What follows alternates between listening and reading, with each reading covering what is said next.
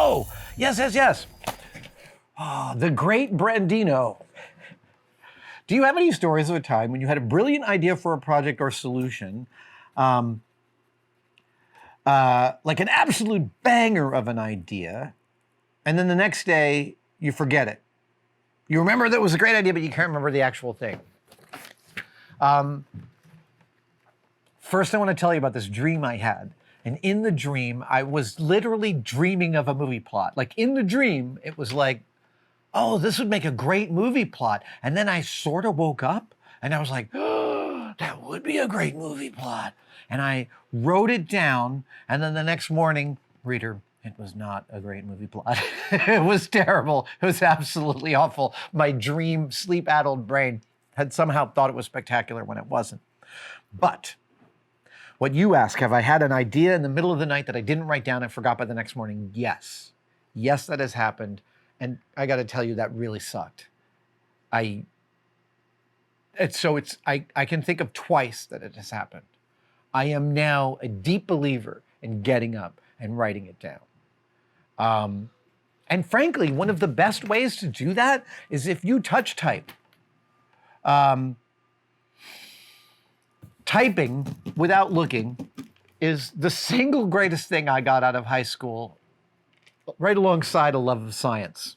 Both have informed a huge amount of my life. Seriously, being able to type. I type like 80 words a minute now. Not well, but you know, I can get my thoughts out. And touch typing is just a spectacular and important skill for me. And so, about once a year, I'll have an idea in the middle of the night and I'll pull out my laptop, turn the screen, I'll open up, I think I have Evernote open all the time. So I'll open my laptop and with my eyes sort of squinting, you know, I don't want to wake myself up too much. I'll like navigate over to Evernote, open up a new Evernote document, and then I'll shut my screen down and I'll just type, knowing that I can edit tomorrow. And what I type is abysmal, but it gets the idea down. And in fact, this is a spectacular way to chronicle your dreams, if such a thing is interesting to you. I have, in the early 90s, mid and late 90s, mid 90s. Why do I spend so much time worrying about these dates? In the mid 90s, I spent a lot of time chronicling my dreams, like a couple of years writing them down all the time. And I learned a few things. Ultimately, I don't think that there's that much that's interesting in dreams. I think that they do reveal parts of your psychology. I think they can reveal parts of your psychology or stuff that's concerning you. But for the most part, it's your mind singing to itself. I wrote down enough of them to be no longer curious about like that it's some other world or some, you know, other plane of consciousness. I get lucid dreaming and all that, and I've certainly flown in my dreams. I've breathed underwater. Stuff is really lovely. But the thing about chronicling your dreams is it's very much like a muscle. And if you do it a couple of days in a row, each day that you continue to do it, you'll find more of your dreams are accessible to you. And by the time I stopped chronicling my dreams, it was because I'd actually made a whole sculpture around it. I'd made an ancient looking book that I used my personal fountain pen to write my dreams in daily for like 6 or 8 months. This is actually a great story. But wait, so I was writing down my dreams for 6 or 8 months. And sometimes I got so good at it. My brain got so good at holding on to my dreams that my brain started waking me up after a dream and be like, oh, and I'd write it down and like fall back to sleep. And then I was waking up like 3 times a night to transcribe handwriting fast, like 6, 7 pages of dreams each time I was waking up. And it was actually really affecting my professional life. I wasn't getting enough sleep. So I like put it away. And I haven't really written them down since. Occasionally I do. And now when I have to chronicle a dream, I open up a new sticky note. I turn my screen all the way down and I touch type it. And then I come back the next morning and I edit it.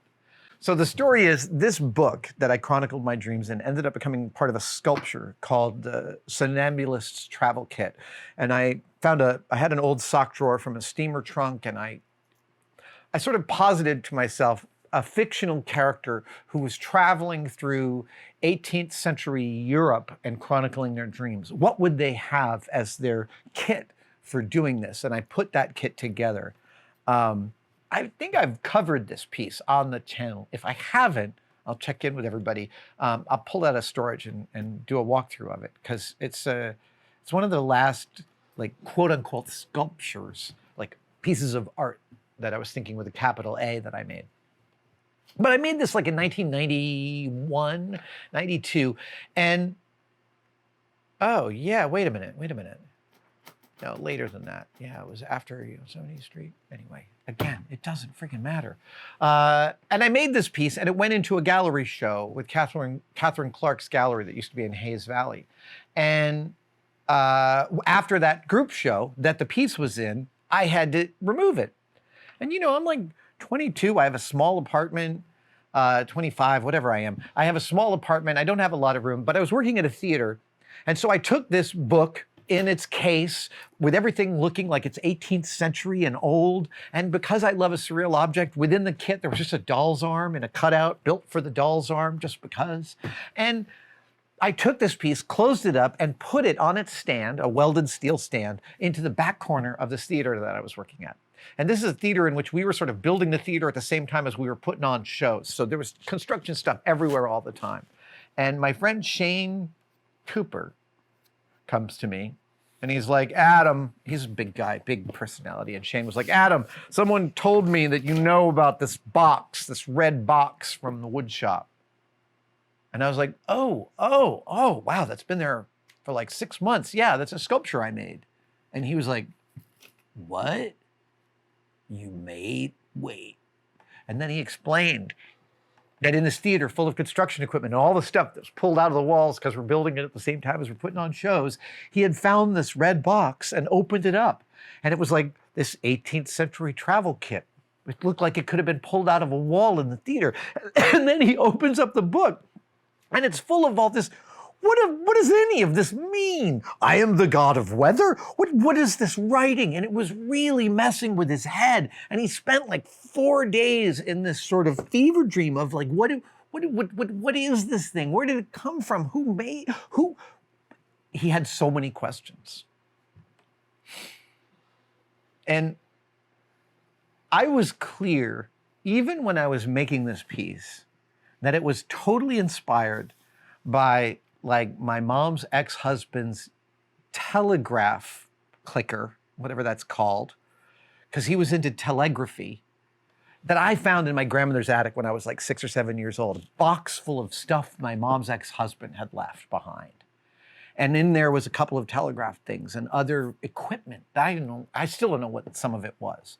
But the pleasure of discovery of an 8-year-old, 6-year-old kid in his deep pocket of his grandparents' attic, finding stuff he doesn't understand, that like was exactly what I was tapping into with the Somnambulist travel kit sculpture. And I then realized that Shane had the most pure experience of this sculpture. It was exactly the experience I wanted out of it. It was what I was attempting to replicate. But of course, because I was the creator, I could never replicate this emotional experience of discovery for myself. But Shane had been my avatar and had seen this piece and experienced it to perfection. And then I realized that if I really wanted to be a sculptor in this vein, I would have to make pieces and just hide them in people's attics. And then you can't chronicle what the response is. What was the original question? All right, let's see here. Thank you guys so much for watching, and I wanted to briefly mention that you could become a tested member. I know, everybody is competing for you to become a member of their thing.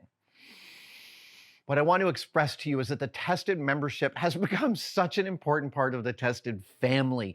We get tremendous feedback from the Tested members, and they expand the stories that we can tell and the things that we have access to. And you can become a part of it right now by clicking on the link below. See you in the chat.